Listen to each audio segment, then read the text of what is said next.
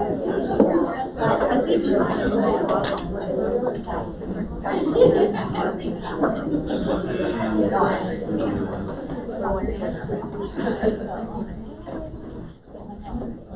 how was that for everyone? Really good. Good? Okay. So this is part of the attunement that we're talking about yesterday. Being really attuned not only to the person you're with, but yourself. Being aware of, as they're speaking, what's going on in your system, your body. And even being able to share that with clients can be really powerful. Because some of our clients have all this anxiety when they come in.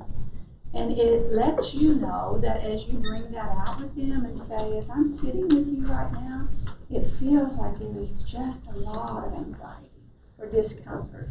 And I'm going to ask for just a moment to take a deep breath. And let's just sit here together. And as you're watching them take a deep breath, and I'm noticing now that your breathing is more regulated, your facial features are softening, and so you're giving them some feedback. Now, you don't necessarily expect them to give you feedback. Now, sometimes they will, but it is a nice way of letting people know how they come across, what their presence is bringing to a session, how they project off some of that anxiety or that, and people will tell clients, well, you're just too much, and they don't know what too much means. But too much can often mean there's a lot of anxiety, there's a lot of fear, and Melanie Klein calls that projective identification. When someone's really anxious, then when they're anxious, we become anxious, and we take on their anxiety, which is not what we want to do with the MDR. We want to make sure that we're aware of that. We're letting them know that. You take a few moments to calm down the system for both of you, for our ANS system. We can just tap or have them tap on their knees to take a few deep breaths. Let's calm down. I've had clients come into my office in a panic attack because they saw someone in the lobby that looked like a perpetrator, and they were in a state of just loss of control, basically. And so before you start EMDR sessions, this may be a really helpful thing to do. Because I'm sitting with you, I'm really noticing a lot of tension, a lot of anxiety. I can see your muscles tight. So let's take just a few moments to calm down together. This is the co-regulation that we're talking about. So a really powerful tool that you can use when you're working with clients. Questions or thoughts? Give me some reflections about how that was for everyone. The therapist has to be really vulnerable. Well, maybe so, but not necessarily. We're just really using this as a way to help them know what's going on in their system. So they're not telling you or you're not having to tell them, necessarily anything personal about you, unless you want to. Because sometimes, and I sometimes do that, I'll say, as I'm sitting with you, I'm feeling really anxious. And I notice my muscles are getting really tight and tense. And so you can share that if you want. But it's just really an awareness. Now you can practice this with people that you feel like you've got a really close connection with. But to do it the first time around may feel a bit intimidating. And so we want to think about that. How is that coming across to your clients? And so yes, there may be some vulnerability there, but you want to do what's comfortable for you. Because we're not prescribing, we're not saying, wow, you're way too anxious today, we can't do EMDR if you don't calm down. That's the violent approach. I'm telling you something and not doing it in a very kind way. So we always want to think about what's the nonviolent approach? What's the trauma-informed approach? I'm seeing that you're really kind of having a struggle this morning. I also have a hand mirror in my office that a lot of clients have a real intense look on their face. And they come across almost like they're mad. And they will say, well, I don't know why people look at me like I'm mad all the time. And I will say, usually you kind of look that way. And it's like, really? Do I look that way? And so I've got a mirror that I'm going to hand to them. I use for my eating disorder clients. I'm going to hand to them and say, let's take a look at your face, how you naturally are. And they'll say, oh my gosh, I didn't know I had that wrinkled forehead and that And so just that awareness is really powerful. So that's a thing you can put in your basket as well, is just having those tools to help them be aware of the things that you're aware of. And they will often say, well, that's why people seem so intense. Yeah, it is. Or an angry face. But if we go back to the answer yesterday, that was an answer. It kept people away. It protected them in a sense that nobody's going to approach somebody that looks really mad and angry. So safety, it's not good for connection because we don't necessarily want to connect with somebody that looks angry. We typically want to give them space and kind of back off from them. But you can see how that answer is really powerful for somebody that wants to be left alone. Don't look at me, don't approach me, don't think I want to talk to you. You know, those thoughts are typically of people that have been through trauma. And we are sensitive to that and again know what have they been through? What was their boot camp like growing up? And so you approach them cautiously and with a gentle, kind, soft voice. So it really helps them feel much safer with you. Okay, other questions or thoughts about that? It seemed like getting started was what was maybe the most pressure. Like it felt like if the first observation's not like something to get them going, it would just end right there. I think that's something that felt a little hard or uncomfortable being the first time doing that. But have you had that experience of like if people just will not want to respond to the first observation and get going? Yeah, or they'll make apologies. I'm sorry, I didn't mean to be that way. And so you'll hear that, which again is a part of an answer. So yeah, that first one is, but I am, again, as that attunement is really sharpened for you, just that awareness is really going to be important. Because you can't do good clinical work, good EMDR work if they're in a state of panic or anxiety, or if they're really, really nervous. And we just want to give them and ourselves a moment to calm down. Because if that intensity is coming at you, then it's really hard to sit in a room with them if that's there. It's hard to get very good work done. And so just that awareness, and we may say, I want you to just be aware for a moment how you're feeling. And they may say, I feel fine, with that kind of cavalier attitude, because that's the way they live. And we can sometimes say, I'm wondering, on a scale of 0 to 10, how high your anxiety may be today, because it's looking like there may be a little bit of anxiety as you're coming in today. And they may stop and think, and so you're going to get a little bit more of a conversation that way. Again, we don't want to make it feel like we're just saying something negative about them from the get-go, but just that awareness. And I talk to my clients. It's all about being in the present moment when we do EMDR. And so I may do a few things with you from time to time that will help you be aware of your present moment awareness yourself. Help you be aware of what's happening in your body. And then they get really comfortable with that. They say, you know, I noticed when I came in today that I was much more relaxed, that my stomach wasn't as tight. And so that's their own awareness that's really powerful for them. And then knowing they can change that. Okay? Anything else? Any other thoughts or your experiences? I like how it connects like the top down and bottom up therapy, because oftentimes I feel like in session clinicians try to focus on like one or the other, like what are you feeling or what are you thinking, and it's kind of hard to bridge the two. And this does so very effectively from the beginning, and so it opens up a safe space to explore both thoughts and feelings, which I think is important. Powerful, isn't it? Yeah, that's the connection of mind-body. Sometimes when we come to therapy, we think it's all up here, and we stay up here in our brain, the CBT model. It's all about talking, it's all about releasing that. But if we don't bring the body in, we're missing half of that equation. And so that's really, really powerful. And a lot of them, unfortunately, have learned to shut off from here down. They don't want to be aware of their body. They don't want to feel their body, especially if they've had trauma to their bodies. with my clients with eating disorders, they have a lot of body image issues. They don't look at themselves from the neck down. They're not even aware sometimes of how they look in the mirror when they go places. And so it's really hard sometimes to get in touch with that body part, or the rest of the body, when they've been traumatized, touched, abused, all those things in a way that is going to be hard for them to focus there, because that's where their pain is. That's where it's all held. And so we want to be sensitive to the fact that even some of the resources, I'm going to do a resource today that is about our bodies.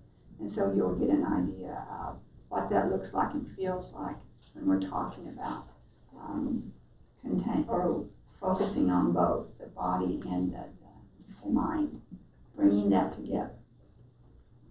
Yeah, I just have one more quick question. Sure. So in looking at these exercises on this page, I'm just wondering when you would do some of these, like in the resourcing kind of Yes. phase. That would be a wonderful time to practice some of them. Now the group exercises are going to be, when I go to that again, scoot on over there. The group exercises are going to be what we call relational mindfulness, so you're doing that with another person. That could be a client, that could be in a group if we're focusing on just when you're with someone else, what's coming across. There's a boundary game. I think we'll probably do that in the second weekend, the noticing game. And then we have the curiosity game, so there's a couple of different rounds there. Then a couple of others. Here's a relational mindfulness, just basically finishing the sentence there, like those sentence completion. And then here is, that's the curiosity game. So those are going to be used when you're with another person, and you may think about how much they trust you, how close you are, so that this can be a little bit more vulnerable because it's both of you. You can again modify this however you need. With this exercise, again, you probably wouldn't want them to say what I'm noticing when they're with me is, but you could, if you felt like that would be appropriate. So use it when it is in the right context and you feel like it's going to be helpful and useful for them. It's all about that awareness and knowing their body a little bit better. Because as we talk about body memories and processing through body memories, that's an important part of EMDR work. That's why one of the phases is all about the body scan. We're going to do that today and let you see the power of that. So even that can be something that's really amazing to do with our clients. Okay, so great question. Thank you. Anyone else? Okay, so let's get into our lecture today.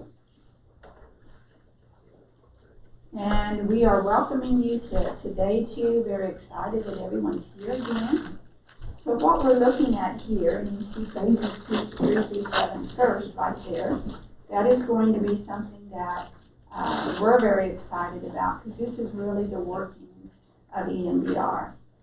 But we're going to review phase 2, also going to review day 1, and just go over some of those things that we did talk about yesterday. So as we think about day 1, these are some of the things that we are taking away. We talked about the history of EMDR, Dr. Shapiro discovering that in 1987. And so then the theory and the model, the AIP. Can anyone tell me what the AIP means without looking? Yes. The adaptive information processing. Excellent. Thank you. And you are going to have a lot of acronyms with EMDR. EMDR itself being an acronym. So you're going we're going to simplify it as much as possible. So the AIP is something that you're going to learn more and more about. We even learn more about it in weekend 2. So the adaptation, how am I adapting to my environment? Like in here, when we come in here and it's cold, we're going to put on a jacket. We're going to wrap ourselves up. We're adapting to whatever environment that we're in. Physically, emotionally, we want that adaptation to be something that goes on. 1, to keep ourselves safe, and 2, to be protected, or to have that connection with someone. That welcoming, that ability to feel like as you're sitting with them, again, this exercise tells us a lot about that. As you're sitting with them, how comfortable are you? Do they trust you? With EMDR, trust is a big, big factor. So I tell my clients either they trust everyone until someone gives them a reason not to trust, or they trust no one until you prove to me that you can be trusted. So that's how our clients look at the world. So think about that for them. And then the PTI principles, excuse me, and the somatic and attachment approach. So just learning about the nonviolence, the mindfulness, those parts, the compassion, those parts that are going to be an important structure of our EMDR work in the PTI principles. And then the 3 prongs. Who remembers what the 3 prongs are? Yes, awesome. Past, present, and future. And then regulation. What is regulation all about from yesterday?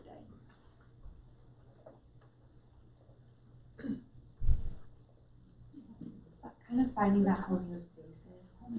Balance, yes, wonderful. Being in charge of your body. Allowing yourself to be aware of those things, changing them as you need to, regulating your affect, regulating your mood, having control. And then the answer. If we summarize the answer, what's that all about? Why do we even introduce that concept? We use that every day of our life. We're very, very good at many things. And we want to use that to benefit you, to feel good, to be in control. But when it goes to the other extreme, is where we want to, what is those limits, the limiting part of our answer? How does it get in the way? How does it keep us from enjoying life, from playing, from connecting with other people? And so just a wonderful way of understanding. And then we talked about the mechanics. The mechanics are the workings of EMDR. What we do when we process a session of EMDR or process a target. You're going to see that today. And then let's look at different parts of our phase 1. The phase 1 is all about the history taking. And what did we do in that yesterday? That's probably unique to most people. Instead of starting with a trauma history, what did we start with? Yes, what they're good at. And so they start out a session feeling much better than tell me all the awful things that's happened in your life. We don't want to do that because that feels bad enough. And we have clients that are really scared already. And so we want to look at that from the point of view that phase 1 is all about that history taking in a way that allows you to assess their resources. What do they come in with? What do they do well? We don't want to assume that they don't do anything well. That's what they assume about themselves. I'm not good enough. I can't do anything right. So we want to start out with, tell me what you're really good at. And then we go into the answer and understanding that for them. Again, kind of a picture of what we can look into their families of origin and see how they had to adapt growing up and how that's so important in the work that we do. Then with phase 2, we started to talk about the window of tolerance. We are going to talk more about that today. In fact, let me shift over to another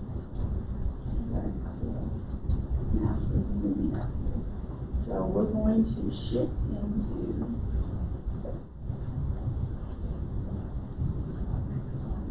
there we go. Okay, so the window of tolerance yesterday we introduced, yes. I'm so sorry. Are you able to adjust your mic up just a little bit? Can you hear me? Not very well. Okay. Maybe get it a little bit closer. Is that That's okay? much better. Switch it on my lapel.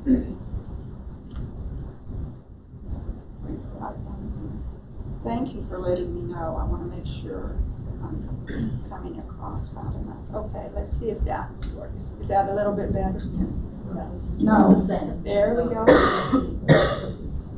Is there a way to adjust this, Liz? Do you know if we can adjust that without just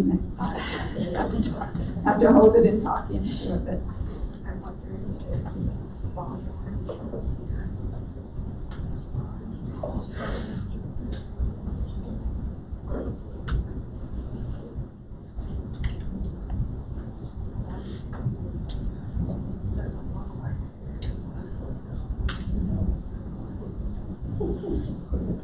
Okay, I'll just try to hold it up here. Is that Is there someone who can just like who of you guys reach out to at Compass that could just turn the speakers up? Would you know how to turn like the speakers up?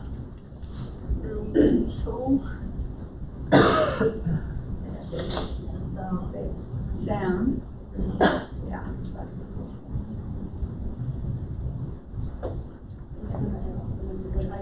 Okay, is that better? No. Okay.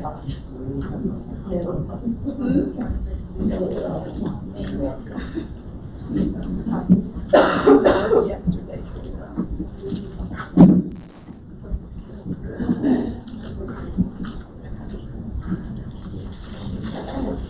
Does that sound better? Yes. All right, yeah. Yes. I had the mic upside down, so you can see that. That's a mistake, first mistake I made today. Probably not gonna be the last. But when we talked about the window of tolerance yesterday, we saw how when someone gets outside that window of tolerance, the hyperarousal causes them to be very hypervigilant with everything around them. It causes them to go into that activation mode. I've got to protect myself, the fight or flight. All of those things are a part of the window of tolerance. Also, the hypoarousal, the shutting down, the dissociating, those things are part of that. And then when we talk about how that compares with the polyvagal system, we're also seeing that a lot of our clients that go into the somatic responses that go into that sympathetic system is how I'm protecting myself versus the ventral vagal or the dorsal vagal. And so that's really what we're looking at is how do we keep our clients within that window of tolerance. That's where we're going to do the good work. And then as we look at that today, what we're going to do also is to think about when I process, this is what we're looking at. If I get outside my window of tolerance, the processing shuts down, whether it's hypo in the bottom or hyper. And so when we process today in our groups of 3, if we get set outside that window of tolerance, I'm not going to be able to integrate information. I'm not going to be able to process it in such a way that lets me stay present. And that's a really important part of that dual awareness of being here in the room with you, but then being back in that memory. And so as we think about the focus upon the window of tolerance, we always want to be assessing how large a person's window of tolerance is. What are they doing that tells you they're outside the window of tolerance? I've had clients that will look at the door constantly like I'm out of here. Or I'll have clients that get really quiet, they drop their head, and I can't see what's going on. So that's the beginning of hypoarousal. I'm not safe with you, I don't feel comfortable with you looking at me, I don't want to be here, I don't want to talk about this stuff.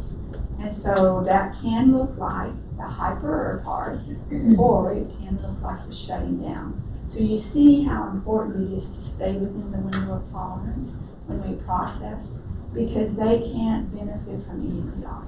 They can't make sense of it. They can't change that perception that they have of the situation and of themselves. And so that's an important distinction that we want to make with EMDR, and we assess that throughout the whole process of phases 3 through 7. We're always assessing, are they with me right now? Because again, no processing can ever get done unless they're in that window of tolerance. Lets them tolerate the emotion, lets them manage that in session, which is why you see why the resources are so important. If they go outside the window of tolerance, we've got to have some resources in mind. I'll do the calm place, I'll do the container, I'll do whatever that would help today. I'm going to give you a couple of more in session, or I'm going to give you a couple of more that you can use in session today, so that you have a few when we start the process, and that will really give you an idea of how when you see someone going outside their window of tolerance. And then we also talked yesterday about their readiness. How do we know they're ready? What are we assessing? We're looking for danger or assessing suicidality. Are they in danger? Are they in an active psychotic state? That doesn't preclude them from doing EMDR. It's just getting that stable and managing that. Another thing is preparing. We talked about phase 2, which is preparation. So we're going to do some resourcing. More than one resource. We want several resources because it may change from session to session. One resource may have worked well. You come back the second session and it's not working the same way. And so we really want to have as many resources as possible. We're going to encourage you today, if some of you finish early in your groups, to practice resources with each other. It feels more natural and you get a sense of what it's really like and how effective it is when you're actually doing it versus just reading it off of a page. And then we want to talk about the pitfalls. What are pitfalls that we can look for with our clients? What are some of the things that they do to regulate themselves? Substance use, yes, great. Suicidality may be one of those things. Cutting, burning, all of those things that could happen. My eating disorders, binging and purging, those things are going to be a part of that as well. How do I regulate myself? How do I get control of my body? And so that's an important part. And that's going to be, again, based on what we learned from them yesterday, is their answer. What do they do under stress? I get very talkative, I get very active, I do things and organize, and all of those things we're looking for in the session, because this is where their answer has been the most beneficial for them. And then we talk about what did the client need more or less of. So if they do a lot of talking, they probably need more silence or more quiet. If they get very active, we want to teach them some skills to slow down, to enjoy life, to take a walk, to play, to be with their children, their dogs, their cats, the pets. And so the more or less of is really important as we're assessing that. And then resources. Resources are going to be fun. Not only fun, but it's going to help the client have lots of choices in their life that they feel like they can manage a little bit better. Oops, go ahead, Hannah. So, sorry, I might have missed it. During phase 2, are you also safety planning? That would actually be in phase 1. We're getting that history of the answer and we're finding out what do they do under stress. So if they say, I get suicidal, I want to cut myself, I want to burn myself. So we're then doing a safety plan, absolutely. That's going to be essential before we ever start the processing. So creating a safety plan, making sure that they're stable while they process, and then we're going to move into the processing. And as we said yesterday, it may take one session for some people that have a lot of resources. For others, it can take months. For some, it can take years. I have been in preparation to sometimes 6 months to a year with some clients that have no resources. And they stay in that state of anxiety for a really long time, or that's how they live. They're at a level 6 on the anxiety scale all the time. So how is that going to be helpful when we're talking about processing? Go ahead, Victoria. Would resources be coping skills, another term for coping Yes. skills? Yeah, coping skills is another term for resources. We use those in EMDR simply because we want them to have opportunities to look at it positively. This is a resource that I can use when I'm needing it. Versus a coping skill almost feels like a desperation. I've got to do this to stay in control. So it's just termed a little bit different, but it's termed in a very helpful way. Okay, so we've got day 1 review. Any questions from day 1 as I've gone through this? Any questions that anyone has? Yes. I'm curious how this works. Great question. And I said we were going to do that today. We do that tomorrow.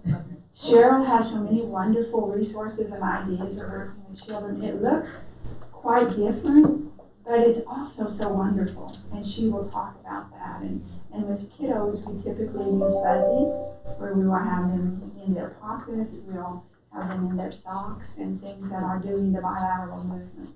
So you know that as you work with children, they are not going to stay still in a session.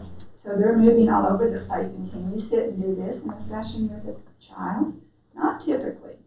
And Cheryl, I'm sure, would agree that that's going to be something that we don't even try with them because it's not real successful.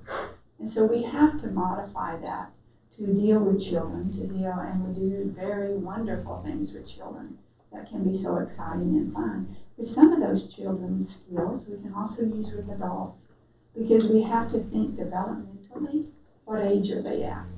We all know that when they have trauma, their emotional and social development gets arrested at that age that trauma occurred. But if we think about complex trauma, that may happen every day of their life. And so they're stuck in that childhood kind of developmental stage. And so moving them past all of that is going to be essential in helping them grow up, in a sense, socially, emotionally, because that can be very stunted. They're very afraid of sharing who they are, what they do, their behavior is so out of control that people don't want to be around them. It's too hard to contain that. And so we're going to do some wonderful things tomorrow that will help you see how different things look with kiddos. So anything else? Any other questions? We'll talk about veterans tomorrow too, Michelle, so that we can we'll talk about addictions tomorrow. That's our special populations. So we want to be able to modify it to every group that we're working with and whatever specialty that you may have. So as we talk about phase 2, today we're going to go into phase 2 by what we call getting to the root. Getting to the root is always finding out, how did this behavior start? How did this answer get developed? And so we'll look at that from the perspective of how it makes sense in our therapy sessions with EMDR.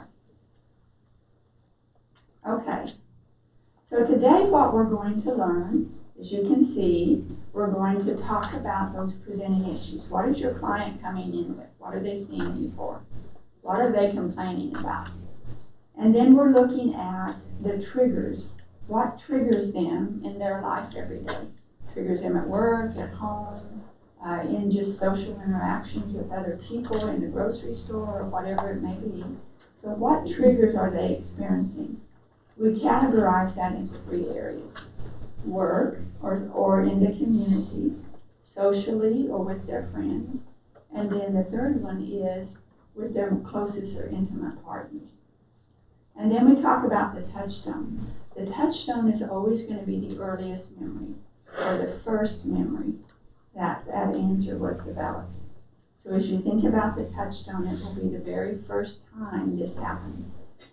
And then we're also going to talk about the target memory. Oops, I'm sorry. Did not mean to do that. The target memory, mistake number 2 today. So you just have to, we said yesterday mistakes are mandatory, so we're going to demonstrate them for you. The target memory is all about getting to the memory that or identifying the memory you're going to process today. So as I work with Catherine today, you'll see me identify the target memory with her. This is what you as the EMDR therapist is saying. I'm suggesting we work with this memory today. And we always want assent from the client. If they say, oh, that's too much, okay, so how about this one? Because we know with family of origin issues and complex trauma, there may be a lot in their family of origin. So do I want to open that up on the first session? Probably not. It can overwhelm the client. It can cause them to shut down, and then they don't want to do EMDR anymore. And so we always think about that. Keep that in mind. If there's a lot of family of origin issues, then I may want to do a more recent target that will help them understand what EMDR is, have a good outcome, and then they're going to be, when we work on other issues, it's almost like we start more towards the more present, and then we work backwards. Ideally with EMDR, we start with touchstone and move forward. But there are situations where we don't start with the touchstone, and I will tell you about those a little bit later. Then the negative cognition, or our NC, is going to be something that you will find with your clients today. That is going to, not clients, but your partners today. It is a belief that they have about themselves. So when that situation, that trauma, that experience occurred, what was the belief? I'm going to die. I'm in danger. I'm bad. I'm gross. I'm disgusting. Something that feels really icky to them. And then we think of, we're going to do the corresponding PC, but we'll talk about that a little bit later. And then the root of the problem. That is going back to the touchstone, the very earliest experience that they had with that trauma prior to the answer developing. So here's our preparation phases. And we think about, again, those 3 prongs. That's going to help us understand, where do I start? So when we think about the past, that first experience, again, the touchstone, the worst experience. Now the worst may not be the first. Sometimes they are, but sometimes they're not. And so that can be 2 separate targets. The touchstone is the very first time. The worst one is when they think about it, how disturbing does it feel? We typically see that one as a 10 most of the time. Or it's very overwhelming to their system to even think about it. So that's the worst. We may start with the worst. Sometimes we need to clear that one out so they can get to other memories underneath. Because sometimes those can block other memories. They're very focused on offloading that disturbance. And so that's why we look at it from the perspective of identifying, as the therapist again, you're the professional. You know what would be the best. They don't. When we have them say, well, which one do you want to work on today? Can you imagine how overwhelming that is? Then they say, I don't want to work on any of them. And then you've got a problem because they're saying, this is all too hard for me. So if we can start with an earlier one and go back to that early family of origin memories, those can be something that can be manageable in their system. We don't want them to shut down. I've had lots of clients where I would suggest a more recent memory. No, they were determined to go to that earliest one. And typically, I had one gentleman that did that. No, I want to go to the hardest one. So it was the touchstone, of course. He had a lot of complex trauma. And so when we went to this touchstone, he didn't want to do MDR again. No, I'm not ready for that. So we go back to preparation. And so that lets you know why we have preparation phases. We're preparing them, we're opening up that memory network, and we're preparing them to go back and process that. And that can be hard to look at. And then the next thing that we look at is other events, other trauma events in chronological order. So if we have a birth memory or we have a 2-year-old memory, then we start with the touchstone and then move forward chronologically. What will happen sometimes is that they process one and then another one pops up. We'll add that to the treatment plan. So look at this treatment plan as not just something we set up in the beginning and we don't look at it again. That's kind of what we do with insurance companies. We identify what our goals are, what we're working on, and then we put it in the chart, and sometimes we look at it again. But with EMDR, we're going to look at it every session, because that tells you what you're going to do next. That directs your treatment.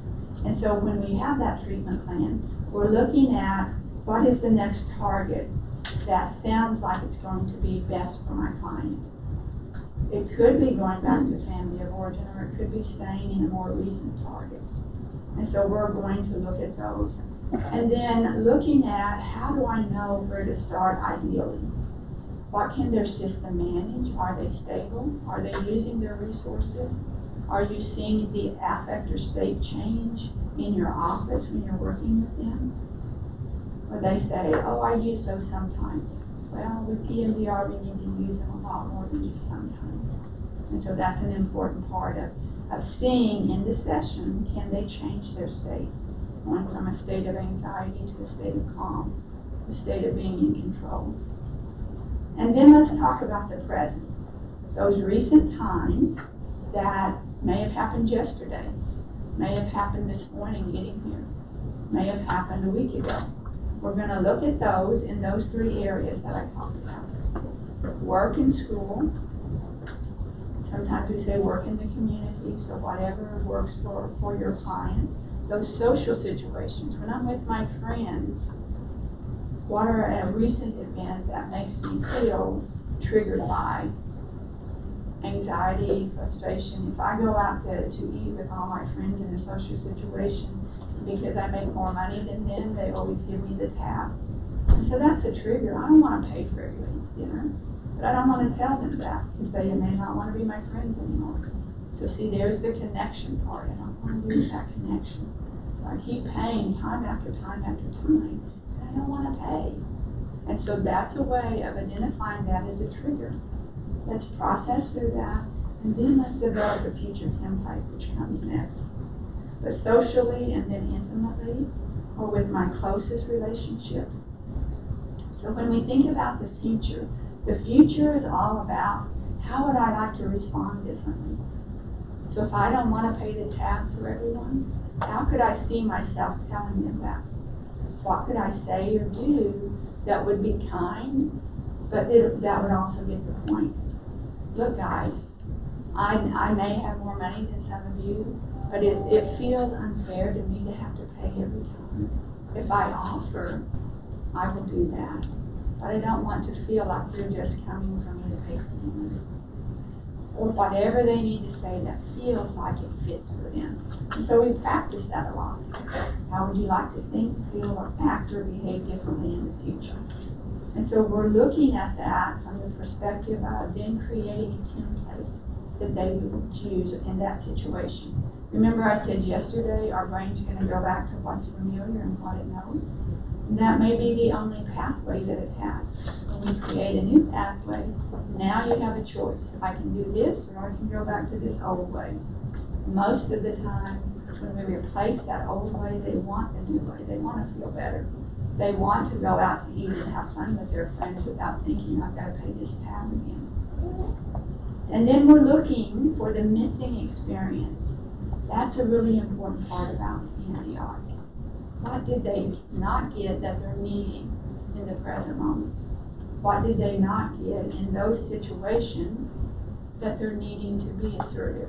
They're needing to set a boundary. They're needing to control their affect so they don't get angry. So all of those things are an important part of those things that they may have needed to say as a child, may have needed to learn that no one was there to teach them. And so again, that's where the answer comes in. I do the best I can to get through. I do whatever works. And they continue to do it until we introduce something else. So when we talk about those prongs, we're talking about identifying one issue at a time. So we don't want to do more than one target that we're working on and processing more. But we have them focus on what do they want to work on. What's a present issue that they feel like is getting in the way. That's where we start. And then we look at if that we have targets that go along with that. So our paperwork today will help you do that beautifully. They'll take care of all those questions. You don't have to think about how to do that. We've got it all set up for you. So we start with the present issue, which makes sense to the client. If they're coming in to deal with anger or the loss of a job, we don't say, tell me about your childhood. They're going to get upset and say, why are you asking me about that? I don't want to talk about that. They don't see the connection with how that started back here, but it's showing up now. And so that's an important way of helping them understand. So when we start with that, let's go back as far as you can to find the origin, the beginning of that. And then what we're looking at is, once we get all those early memories, then we're going to identify the present triggers. How is that something that is triggering them currently? How is that showing up in those 3 areas we talked about earlier? And in phase 2, it's really important to understand that it's all about now. We may be talking about the past, but when we talk about the past, how is it feeling to them now? We can't process something that happened and change that years ago. We're going to process it now and help them see a different way of looking at that, a different way of looking at themselves. And so that goes back to the root, and that's the root we're talking about. And then to the touchstone. How did it all begin? Where did it all begin? One of the nice ways of looking at that, I'm very visual for myself, and it's really a nice way of giving you a demonstration or a picture that really helps us understand the root. When we look at the leaves, those leaves are all about the trigger. What's triggering me? Is it a sound? Is it a smell? Is it a word? Is it a way a person talks to me? Is it a way that they just look at me? And so those are the triggers that they come in with. I've lost another job in the last 3 months. I don't know why I keep losing jobs. And so that's a present trigger. Getting that job that they keep, or a job that they have gone through, something happens at the job and then they lose the job. And so it's like, it's really not the job necessarily, but what's happening that causes that to result in the loss of a job. And so that really lets us start with, why are they coming to you? Why are they seeking out therapy? And then we look at the trunk is all about the issues. These are going to be things that have occurred, present moment things that have occurred, that builds up those patterns. So yesterday we talked a lot about patterns and our answer. The patterns happen year after year after year after year. So you can see the trunk is really about all that, those earlier experiences. And then as we continue on, we get to the root of that. We get to find out where that all started. How did they become so good at getting angry, getting people to back off and leave them alone? And why do they want that? We are all social creatures. We want to be with other people. But when a person doesn't want to be around anyone, that would make you, there's the curiosity part. How did that develop?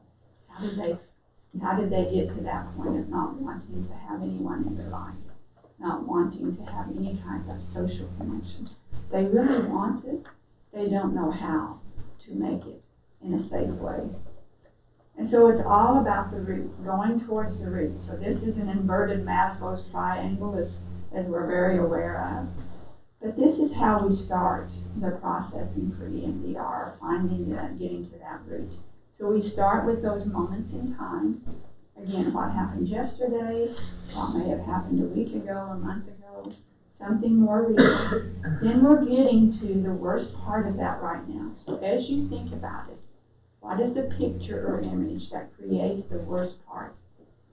Somebody yelling at me, and I just cringe or I want to shut down. So that's leading us to what we call the NC, the negative cognition. And so when that happens, let's think about the words that you feel about yourself. I'm in trouble. Nobody likes me. Somebody's going to hurt me. So those sorts of negative beliefs. I'm in danger. Then that NC will take us to the root. Then that gets us to the touchstone. So that's how we funnel down and get where we need to be. So as we're getting to the touchstone, we ask, well, how do we know to get there? How do we know it's going to work? There's 3 different ways that we can get there.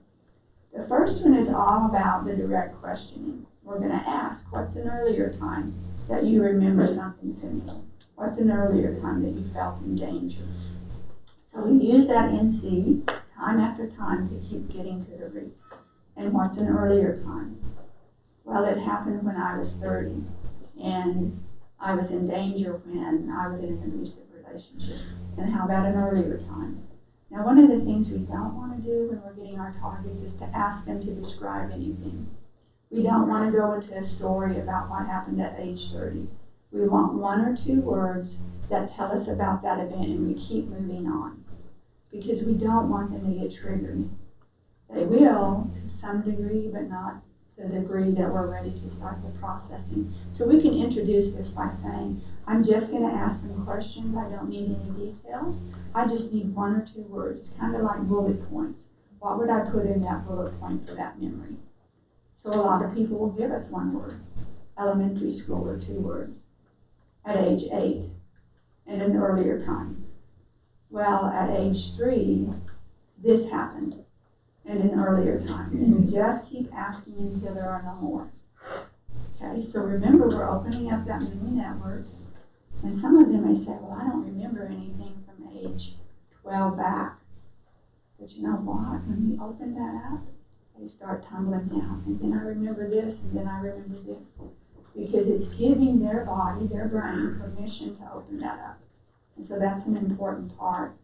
And even if they can't remember things from 12 back, we start with that age 12 memory. We're going to start where they are. We don't say, well, we can't do any MDR if we can't get anything earlier. We start where the client's at. We want them to know that that's all okay. If it was something that happened last week, we start with last week. So we want them to be in charge of that. We want them to trust you and give you as much or as little information as they want. And then we keep using that terminology, and how about an earlier time? And again, we have in our practice sheets today, we have all of that set up for you. So the direct question is going to be the way that we start. And no matter what they tell you, you keep asking in an earlier time. And then we go until they can't think of anything else. The next one that we're going to talk about is our float back. Our float back is doing just that, a floating back. And this is really engaging the unconscious, which is where we find a lot of those memories hidden and stored, because that's their answer. That's the way they shut it down. They don't have to think about it or remember it. And so there's a script there as you bring up those recent experiences, and whatever that may be. Notice the image that comes to mind, the negative belief you're having about yourself, along with any emotions, sensations, and let your mind float back to an earlier time in your life when you may have felt something similar. So most people can come up automatically with, oh, I remember it this, and then I remember it this. So we're just inviting the unconscious to open that up. Again, if they're comfortable with us, that can work really well. Another one is what we call the affect scan. The affect scan is getting deeper. This is coming from hypnosis. We go deeper, we go into the unconscious. And so we're having them bring up that negative experience. Then we ask about the emotions, the sensations that you're noticing in your body right now, and allow yourself to go back to an earlier time you experienced something similar. So a couple of good questions. A lot of clients may say, well, I think something happened, but I can't remember. Then we can do a float back with that. We can do an affect scan with that. So that's going to be a wonderful way of getting to those. When we think about the root, as you see on there, there's a practice sheet that's going to help you get to that. This is all about how we do it in the SAFE model. We ask those questions in a kind, gentle way. And so we're allowing them, again, to feel like they're being heard by the presenting issue. We start with that. What are you here for? What can I help you with today? And then we float back to an earlier time. Now, this isn't the very beginning of our EMDR work, because we do the answer, we do the continuums, we do those other things to prepare us for this. But when we are ready to process, this is a practice sheet that we're going to use. And so as we look at it, we want to really look at what that true experiential root. So this is the top down, bottom up that you talked about earlier, Hadley. Combining the two. This is all about what they experienced, as well as the thoughts and the sensations that go with that. And then we're looking at the red flags. For the touchstone, if we have no family or origin memories, if they stop at 5th grade and they don't go back to any family of origin, that's a red flag for us. Yes? I don't have that with my son. Yeah, these slides aren't in. Just the ones about the touchstone. So the slides, I'm not sure, are the slides not? They're just, the way I look at it is they're always updating them to make them the best flow and everything. You have all of the slides available, they just may have switched order. So for now, just Go with that. Just go with it. Yeah, we'll do our best. And Deb is always making modifications.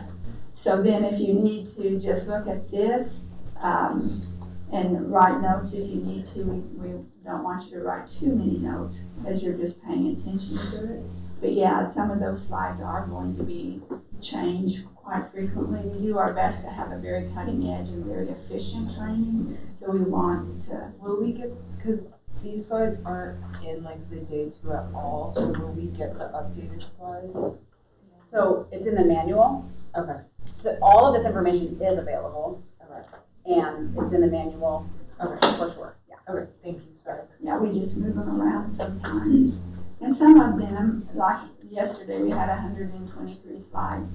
We try to modify that so it's not so heavy. And so we may move things around. And so just be patient with us and just know that if it's not here, we'll make sure that you get it. Or it is in the manual. And Liz is looking up the page number right now. Okay, perfect. She'll take care of it. Yeah. Okay. I'm sorry. Oh, no apologies needed. We want you to get what you need, so feel free to always let us know. So if they had no family of origin memories, and we were saying in an earlier experience, and they stopped at age 5, if they were talking about abuse, what happened when you told your parents? So those are questions that we can use to get a little bit deeper. Yes? Sorry, I found the page for the red flags. It's 71 in the manual. So I just want to let you know. Excellent. Thank you. Yeah. You said page 71? Yes, ma'am. 71. Thank you. Of course. If they have no affect with their memories, and you're not seeing any change at all, we want to ask, does the client appear to be thinking about what should be or should to be connected? What should I do? What should I say? And so that makes it hard sometimes. That's part of their answer is a people pleaser and doing what they feel like that chameleon, I'm doing what I need to do to stay connected. Or knowing that their answer is here. The answer is there to protect. The answer is going to shut down. The answer is going to get quiet. The answer is going to say, nope, I don't remember anymore. Again, we accept that. We know their answer is here. Sometimes we just have them be aware of that. It sounds like that was helpful at the time. That kept you safe at the time. And just that awareness is helpful for them. They may or may not give you any more, but just knowing that can be very beneficial, which is why when we talk about the treatment plan being alive and a working document, you may get very few in the beginning. They come back 2 or 3 weeks later and we're adding a bunch more. They may say, oh, I remember this one, and I remember this one, and I remember this one. So we give you a log to have them put that on so that they can remember it when they come to the session. And then if their memories are all about their answer, so we're looking at this, that's staying connected, all about having a parent stay in their life, then that is all about those answers coming out that says, I'm keeping myself safe. And then if there is no disturbance, they've shut down emotionally, then what happened when you told the other parent or the caregiver? And maybe they didn't tell. Sometimes they don't. So we have to think about that as well. When we talk about the NC or the negative cognition, it's really about how to identify that disturbance that they're feeling. I'm in danger, I'm going to be hurt, I'm a bad person, I can't do anything right. All of that is going to bring up a lot of affect. You will often see tears in their eyes. They may drop their head and not want to make eye contact with you. But it's really about getting that affect that lets us know we're where we need to be. If we see no affect, then we're probably not at the right NC. Today we're going to help you get to the right NC. Because sometimes if we're not at the right NC, we can't do very good EMDR work. Because it's just a way of protecting them, an answer that's coming up, if you will. And so we will assist you with that in your groups of 3 today and make sure you're at the right NC before we proceed. Because that will really change or make a difference in your processing. So when we think about the NC here, the NC is all about themselves. It's what I believe about it. And these are some of the characteristics. It's going to feel really bad when they say it. And you'll see usually some affect change. I'm a loser. Or nobody cares about me. Or I am a mistake. And they may have heard that from their parents. Or you were one of those huge babies, and then everybody laughs about it. Yeah, you weren't expected. But how does that feel to a child? Was I a mistake? You know, and even hearing that from parents can be really hard for a child to accept. So they wonder, did my parents even want me? Do they love me? Do they care about me? So it feels bad to their system. It feels true, but it isn't. It feels true because there's something that resonates within us.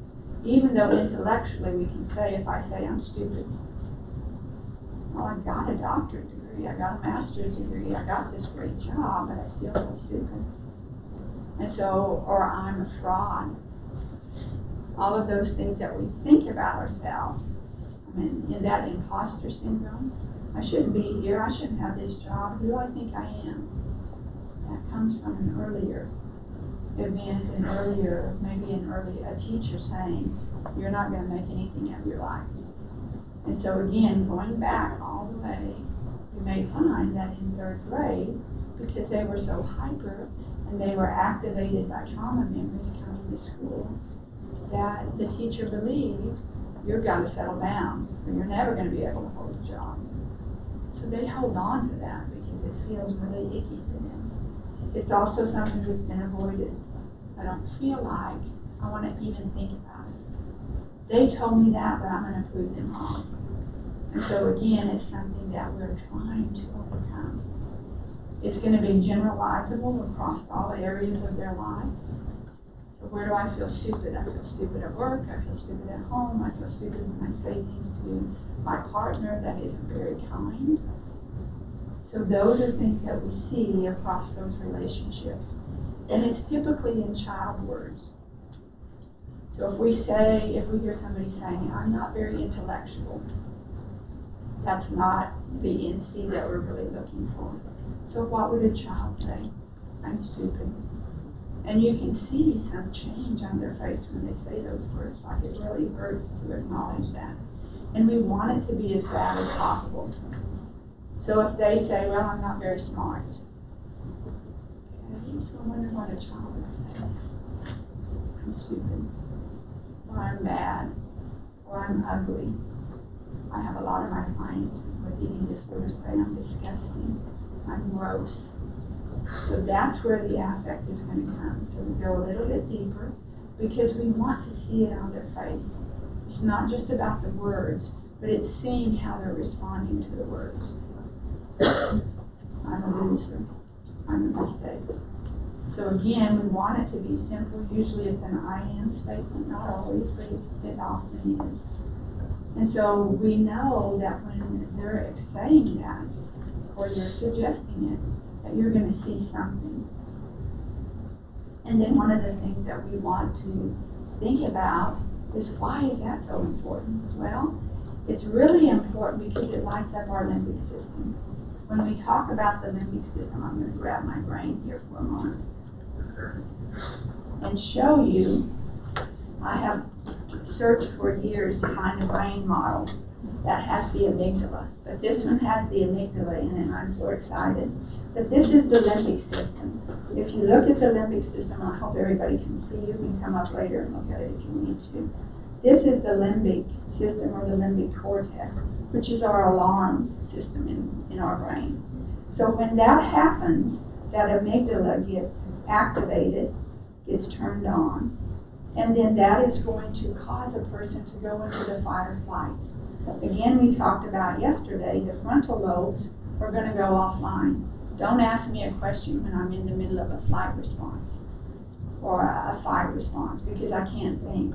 I am just, all my energy is going here to my limbic system because I need to protect myself. I need to make sure that I'm safe. And so as we look at the limbic system here, you see all of those components. There is the prefrontal cortex there. There is also the cingulate gyrus, which is really our ANS, the autonomic nervous system. It's keeping us activated. Sympathetic nervous system is keeping us moving. And then we talk about the thalamus. The thalamus is the relay system. This is that purple area right here. So that's our relaying different messages to all of our senses: sight, sound, taste, touch, smell, except for smell.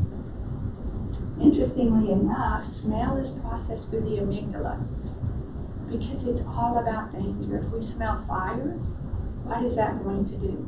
I've got to get out of here. I smell smoke. I guess that would be, there's something on fire. If I smell gasoline, what does that tell me? I'm in danger. I gotta let somebody know there's a leak. All of those things are all about being processed in the amygdala and keeping ourselves safe.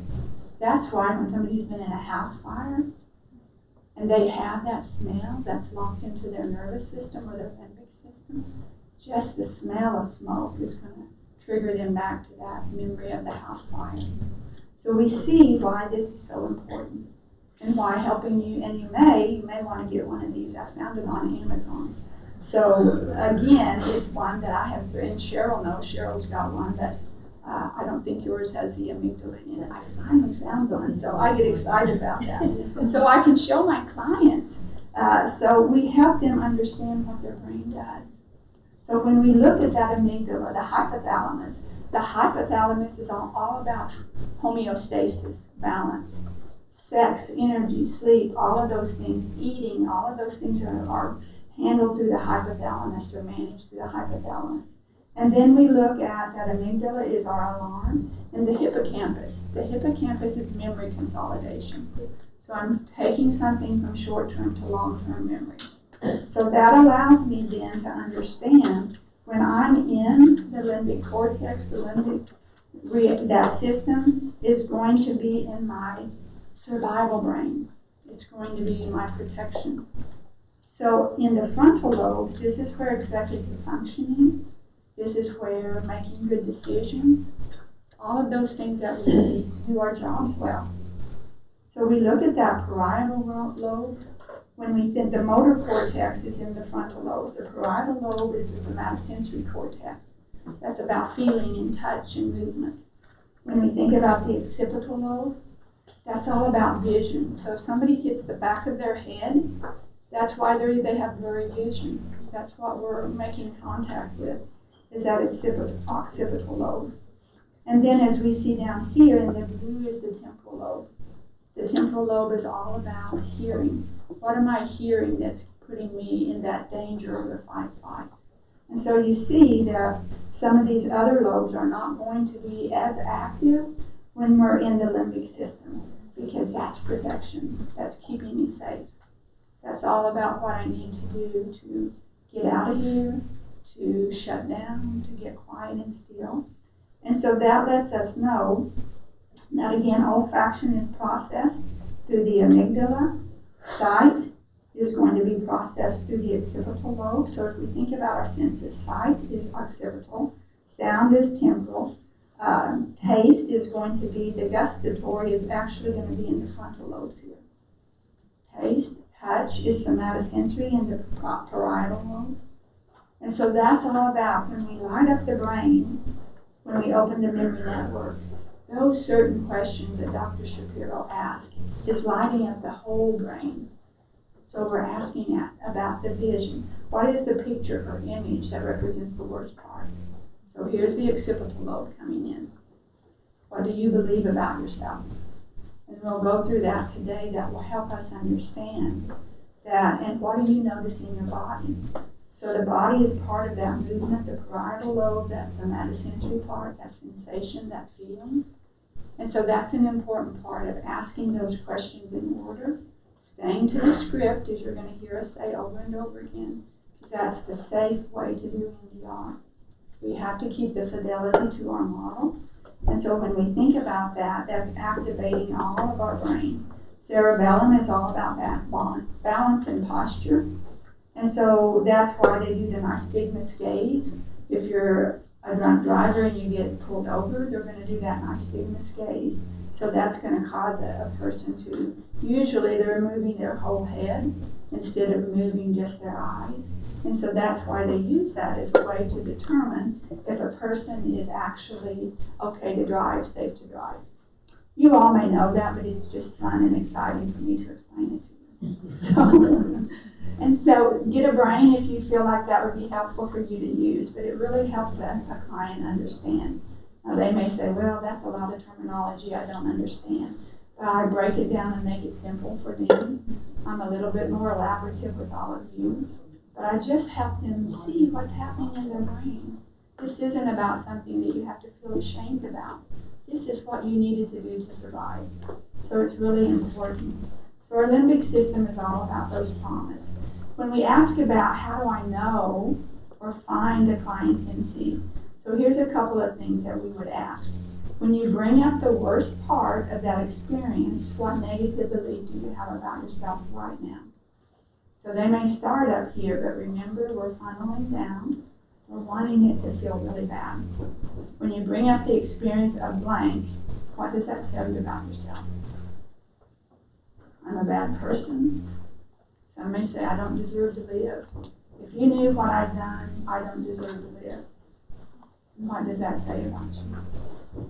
I'm bad. I'm a monster. So again, we're getting down to that really critical part of seeing that affect change for them. And then when we focus on the anger, when we focus on another emotion, well, I'm just mad. That's not a belief, that's a feeling. And so that's a feeling that you're identifying. But I wonder, what does that say about you when you're mad? I'm bad. I have to be mad to get people to leave me alone. Okay? And so again, or if they describe it as something in their body, if that sadness, if that tightness, if that squeezing had words, what would it be telling you about yourself and the world? I can't trust anyone. I have to protect myself. And so here are some of the things. If they say a lot of NCs, I'm bad, I'm horrible, I'm disgusted, then I'm going to ask. So when you think about each one of these, and I will repeat them, I'm going to say each one of these, and you tell me which one feels the worst to you. I'm bad. I'm disgusting. And pause just a minute for them to feel that. Or I don't deserve to live. I'm bad. Yeah, you'll see an affect change. And so again, we keep working with it. Or you can suggest if they're having a struggle with that, is I'm not good enough fit. Or can you feel I'm stupid in your body? And so I get a different way of helping them see it. Because remember, they shut it all down to where it doesn't affect them on a day-to-day basis. So our goal here, I want you to think about lighting up that limbic light bulb. So remember that part of the brain we're talking about, the limbic system. We want that to be lit up in such a way that we're seeing that emotion. We're having them, you'll see their eyes kind of move sometimes, and we're trying to remember those things that have happened. And so we're looking for those even fragments. We're not going to always get a complete memory. Well, it started here and it ended here. It's like we get fragments. Well, I remember somebody screaming, and then I can't remember anything, or I remember a door slamming. Bessel van der Kolk talks about that in his book, The Body Keeps the Score, that when a client or a person grows up in a very violent environment, their interpretation of things is very skewed. So the very act of slamming the door is, I'm in danger, I'm in trouble, something bad's going to happen, versus, oh, the wind caught the door and blew it shut. And so our interpretation of things is all about survival too. So I've got to go hide, I've got to make sure something is, I've done something right. So I think EMDR is going to be really great with this client I'm working with, because whenever we talk about those negative beliefs, they tend to laugh about it. They use comedy as like their coping mechanism. And that's their answer? Yes. And so I'm like, what would be a great segue question to get them to feel the underlying emotion instead of, combating it? So I'm seeing some laughter or some humor there. And I wonder if that's the best way that you learn to manage that. And so they usually soften with that. Again, we're pointing it out in a very kind and considerate way. And we're just asking them to think about that. I wonder, or I'm curious about how the anger or how the humor was helpful. And so that lets them know, get in touch with that. Why did I have to do that in order to manage that intensity of someone else? You know, when we have, and years ago when I was working in the field of addictions, that I think it's Sharon Wegscheider-Crude had a book called The Family System, and it actually went into those 4 areas. And one was a comedian. And so we look at that comedian as their best way of managing it. The family hero. That hero was the golden child that we talked about yesterday. And so there's lots of different books that will help us understand that. And so when we think about the root of the problem, we really want that to be something that we're looking for as being the beginning. We also want to know that that's how they adapted. That's the ARP again. We want it to come from their system. This is the reason that adaptation is how the answer was developed. And so when we look at it from that perspective, we're going to look at that organic development of that. It came from their system. We can also think about if they're shutting down and they're not coming up with anything, as a therapist, you can offer some possibilities, and we'll give you some ideas here in a minute. One of the things that we want to look at is the root is coming from those caregivers. Our goal is never to blame, or you didn't have very good parents, did you? That is never something we would say, not that we would ever imply that. But parents do the best they can with what they've been given. And so when we want to ask that question, but do it from the understanding perspective so they can understand. And then the family culture. We always want to consider that as something that could be impacting them. And then also thinking about yesterday, what didn't happen. How is that something that could have impacted them in a way of just hearing, I love you, or you matter to me.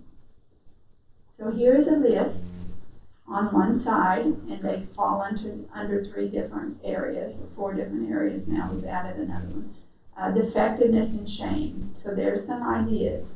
I'm ugly, I'm unlovable, I'm not good enough, I'm invisible, or responsibility and guilt.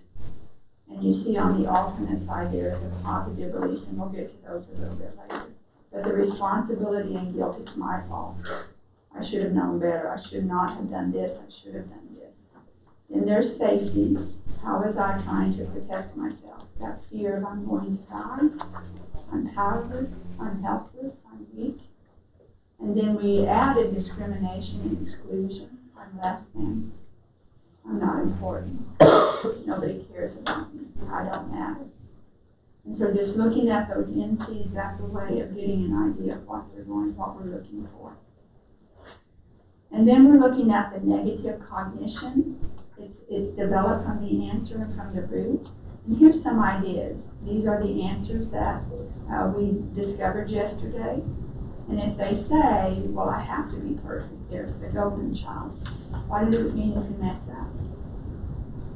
And so there's some ideas of the possible NCs. Or I'm a disappointment. What does that say about you? If you're a disappointment, we always repeat what they say. If I'm a disappointment, what does that say about you? Or I'm incompetent. What would a child say? What would a kid say? So there are some ideas of getting to the NC. And then one of the things that we will want to be careful of is if they're describing a behavior. I can't do anything right. What does that say about you? Or it's about the past and not currently. We want to ask the question of how is that showing up in your life right now? Or if they use that petty or adult language, those, what would a child say? So those are going to be an important part. We're getting through the NC right now, and then we're going to take a break. How do we know it's the right NC? We're going to see something change. This is what we're looking for. Whoops, now we're back to the positive. Okay, we're going to stop there. I'm just a little bit off today. We're going to stop with the right NC. So some affect is going to show up. So that's going to let you know that you may see a tear run down their face. You may see their muscles getting tight, like, oh, I don't want to think about this. I don't want to go there. So that's going to let you know that you're at the right NC. Okay, let's stop there. We're at 9:35.